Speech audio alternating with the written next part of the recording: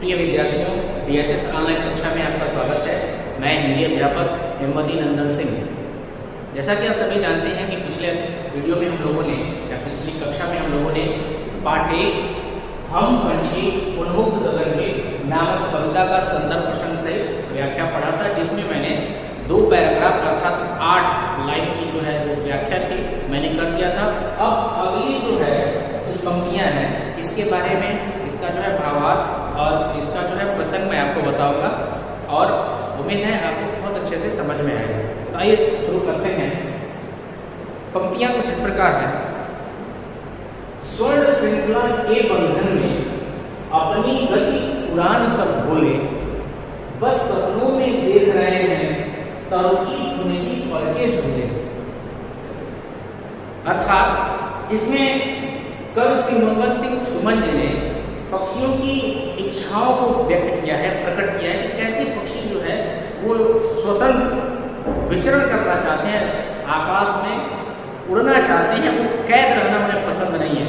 भले ही उन्हें कैद रहकर जो है रख कर पिंजरे में बंद करके उन्हें सोने की कटोरी में मैदा दिया जाए, उससे बनी हुई जो है पकवान दिया जाए या सोने के पिंजरे में रखा जाए, लेकिन उन्हें ये मंजूर नहीं है। उन्हें मंजूर है स्वतंत्र रहना। ठीक है, ये आप पिछली पंक्तियों में इसको आपने पढ़ा था, मैंने इसको बताया था। अब अगली पंक्तियां आगे देखिए। अब पक्षी उसी तरह की भावनाओं को रखते हुए कि हम स्वतंत्र रहना चाहते हैं, आगे क्या करते हैं वो, स्वर्ण श्रृंखला के बंधन में अपनी गति उड़ान सब भूले। कवि श्री मंगल सिंह सुमन पक्षियों की भावनाओं को व्यक्त करते हुए कहते हैं कि पक्षी कहते हैं कि हम स्वर्ण श्रृंखला, स्वर्ण का अर्थ होता है सोना, श्रृंखला का अर्थ होता है चेन या जंजीर आप कह सकते हैं। यानी पक्षी कहते हैं कि हम सोने की जंजीर में बंधकर, सोने की जंजीर में बंधकर अपनी गति और उड़ान सब भूल गए हैं। जो हमारी गति थी, उड़ने की जो गति थी और हम दूर तक उड़ते हुए जाते थे, वो सब भूल गए हैं, क्योंकि हम यहाँ सोने की जंजीरों में जकड़े हुए हैं। हमें इन जंजीरों में जकड़ना पसंद नहीं है, हमें मुक्त कर दीजिए, हम स्वतंत्र रूप से उड़ना चाहते हैं। आगे देखिए। बस सपनों में देख रहे हैं तर की धुनगी पर के झूले। अब पक्षी कहते हैं कि अब यहाँ जो हम लोग पिंजड़े में बंद हैं या फिर जंजीरों में जकड़े हुए हैं, तो केवल हम अपने सपनों में ही देख सकते हैं कि हमें सपना ही आता है कि हम लोग जो है उड़ रहे हैं आसमान में। और उसके बाद से तल, यहाँ देख सकता है तल, तल का अर्थ होता है वृक्ष। यहाँ काटने की वारट में मैंने लिखा है तल का अर्थ होता है वृक्ष। तल की धुनगी, उनकी यानी जो वृक्ष है, ठीक है, ये वृक्ष है। अब इसकी जो पतली पतली जो डालियां हैं और ऊपर वाले जो हिस्से हैं जो बहुत ही लचीला होता है, ऐसी डाली, पतली डाली, ऊपरी हिस्सा पेड़ का जो बहुत ही लचीला होता है, खुनकी अर्थात शीर्ष पर। तो पक्षी कहते हैं कि हम अब बस हम सपनों में ही देख सकते हैं कि एक समय था कि हम सभी जो है पेड़ की ऊपरी पतली डालियों पर जो है झूला करते थे। और ये कब संभव था? जब हम स्वतंत्र थे। अब तो ये हम लोगों के लिए स्वप्न हो गया है, सपना हो गया है। अब हम यहाँ कैद है, पिंजड़े में बंद हैं। ठीक है, अब अगले जाइए। ऐसे थे अरमान की उड़ते, ऐसे थे अरमान, अरमान का होता है इच्छा, इच्छा। अब उनकी इच्छा क्या है वो कवि जो है लिखते हैं और व्यक्त कर रहे हैं यहाँ पे पंक्तियों के द्वारा। ऐसे थे अरमान की उड़ते नीले नभ की सीमा पाने। अब पक्षी कहते हैं कि हमारी ये इच्छा थी कि हम नीले आकाश की सीमा को पाने के लिए, अर्थात वो चाहते हैं कि हम स्वतंत्र रहें और आकाश की सीमा कहाँ तक है वहां तक हम उड़ते हुए जाएं और ये पता करें कि आकाश की सीमा कहाँ है। ठीक है, और ये कब संभव है? जब वो स्वतंत्र रहें, कैद रहेंगे, पेड़ में बंद रहेंगे, कहाँ ये संभव है? ठीक, अब देखिए थोड़ा यहाँ आप ध्यान दीजिएगा। लाल किरण सी चोंच खोल, लाल किरण सी चोंच खोल, चुगते तारा अनार के दाने। लाल किरण, अब यहाँ पे देखिए जिस प्रकार सूर्योदय होने पर सूर्य की लाल किरणें, सूर्योदय जब होता है तो सूर्य की किरणें लाल होती है। तो जो ही सूर्योदय होता है उस समय तारे आकाश में जो तारे क्या है दिखाई नहीं देते हैं। तो कवि लिखता है कि हम जिस प्रकार से सूर्योदय होने पर वो जो है तारों को चुग लेता है, उसकी किरणें जो है उसकी लाल किरणें तारों को चुग लेती हैं, ठीक उसी प्रकार हम अपनी लाल चोंच को खोलकर और आसमान की ऊंचाइयों तक उड़ना चाहते हैं।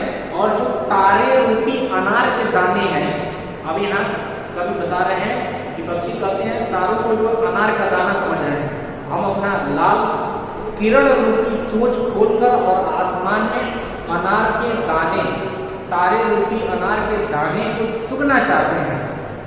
ठीक है, और ये तभी संभव है जब हम स्वतंत्र हैं। देखिए ध्यान से प्रश्न देखिएगा, लाल किरण से चोंच खोल, और पक्षी कहते हैं कि हम अपने जिस प्रकार से लाल किरण जो है तारों को हर लेती है, चुग लेती है, उसी प्रकार जो है हम अपना चोंच खोलकर क्या करना चाहते हैं, तारक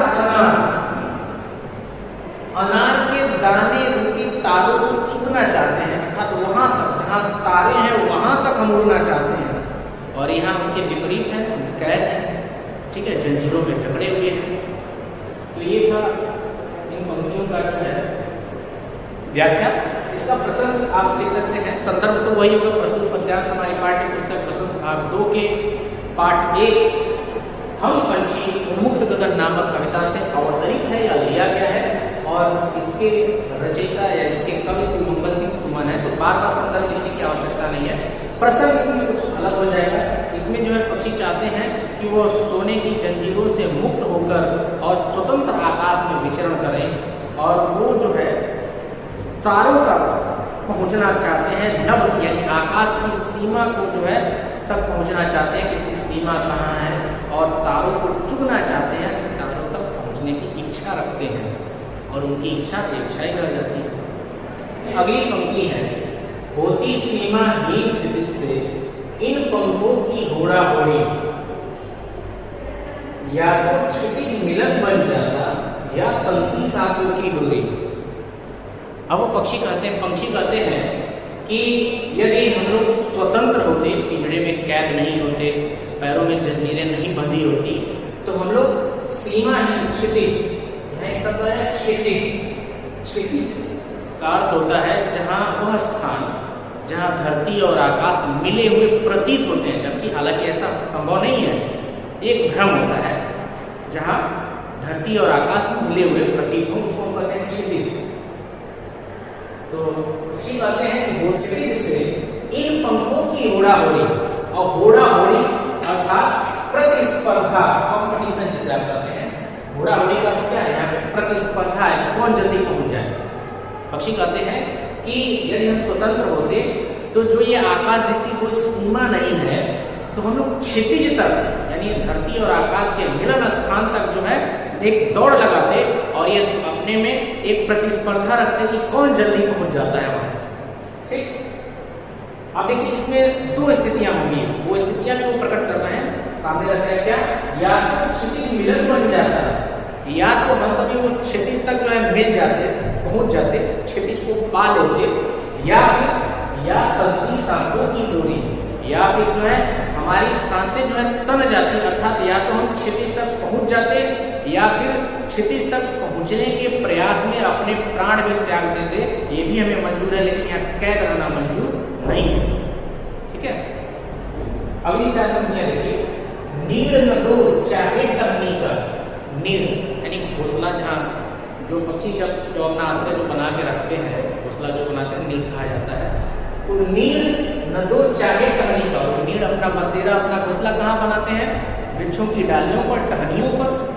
तब पक्षी कहते हैं कि नीड़ न दो चाहे टहनी का, कहते हैं कि हे मनुष्य को संकेत यहाँ पे किया गया है कि मानव भले ही तुम मुझे जो है अपनी आवास या अपना घोंसला बनाने के लिए भले ही वृक्ष की टहनी मत दो, लेकिन और भी इसमें है, आश्रय छिन्न भिन्न कर डालो, और भले ही जो हमारा आश्रय है, जहाँ हम अपना जीवन व्यतीत करते हैं, जहाँ अपनी रात काटते हैं, जिस पर हम जो है अपना घोंसला बनाते हैं, भले ही उस पेड़ को भी अगर नष्ट कर दे रहे जो हमारा आश्रय है। आप देख रहे हैं कि जगह जगह जो है वृक्षों की कटाई की वजह से जो है इनका आश्रय भी समाप्त होता जा रहा है और धीरे धीरे पक्षी जो है हमारे समाज से विलुप्त होते जा रहे हैं। ये इसका प्रत्यक्ष प्रमाण है। तो आश्रय चिन्ह भिन्न कर डाला। पक्षी कहते हैं कि हमारा नीड़ जो है वो नष्ट हो जाए या टहनी, वो टहनी हमें कौन दिया जाए जिसमें हम अपना नीड़ बनाते हैं, या हमारा जो आश्रय है उसको भी समूल नष्ट कर दिया जाए। लेकिन हे ईश्वर, आपने जो पंख दिया है, लेकिन पंख दिए हैं तो कहते हैं कि हे ईश्वर, आपने हमें जो पंख दिया है, पंख प्रदान किया है, आप उड़ान में विघ्न डालो। तो इन मनुष्यों को यह संकेत दीजिए या मनुष्यों के संज्ञान में रखिए कि ये हमारे जो हम बेचैन हैं, आकुल का अर्थ होता है बेचैन, व्याकुल, उड़ने के लिए जो हम बेचैन है, तो हमारी इस उड़ान में वो बाधा न डालें। वो बाधा डालते हैं क्यों? अपने मनोरंजन के लिए, ठीक है, हमें पकड़कर कैद कर लेते हैं, पिंजड़े में बंद कर लेते हैं, हमारे पैरों में जो है बेड़ियां लगा देते हैं। तो हे ईश्वर, हमें आपने ये पंख दिया है, तो हमारे इस व्याकुल उड़ान में जो हम व्याकुल है, अत्यंत व्याकुल है उड़ने के लिए, इसमें कोई बाधा नहीं आनी चाहिए, कोई विघ्न नहीं आना चाहिए। तो इस प्रकार से अंतिम पंक्तियों के माध्यम से कवि पक्षियों की भावनाओं को तो प्रकट कर ही रहा है, साथ ही साथ वो एक संदेश दे रहा है मानव जाति को कि हे मानव, तुम्हें इन जो है बेजान या बेजुबान पक्षियों को कैद नहीं करना चाहिए। ये कैद करने के लिए नहीं बने हैं, इन्हें स्वतंत्र रूप से आकाश में विचरण करना चाहिए और इन्हें मुक्त कर देना चाहिए। एक संदेश भी है अंतिम लाइन में, ठीक है, और पक्षियों की भावना को भी इसमें कवि ने प्रकट किया है। तो इस प्रकार जो है यह अध्याय यह पाठ जो है समाप्त हुआ, और इसमें इसके बाद जो है मैं प्रश्न उत्तर और शब्द अर्थ नोट्स मैं अपना बना के आपको सेंड करूंगा PDF के थ्रू ग्रुप में, तो उसे आप नोट कर लीजिएगा। फिलहाल जो है ये पूरी कविता आप कॉपी में लिखेंगे और इसके अंत में आपको एक फिगर चित्र भी बनाना है जो इसके अंत में दिया हुआ है कविता में, चिड़िया का या फिर पिंजरे का, तो उसको भी बना लीजिएगा। आज के लिए इतना ही, धन्यवाद।